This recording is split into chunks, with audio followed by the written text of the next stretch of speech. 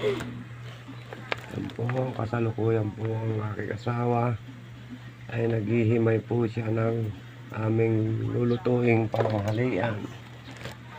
Yan po ang kanyang hinihimay na kulitis. Kasi nga po, tanghali na po kaya siya magluluto na ng aming tanghalian.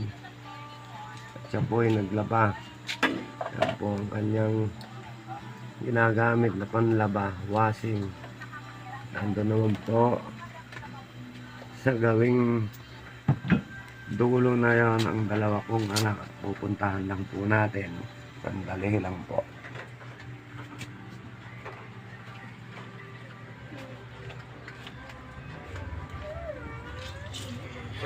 Yan po ang aming kusinian na maraming kalat.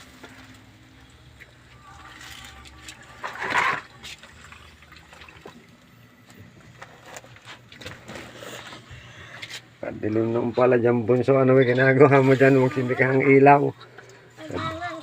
Dilim. Dilim naman pala dyan sa pwesto mo na yan.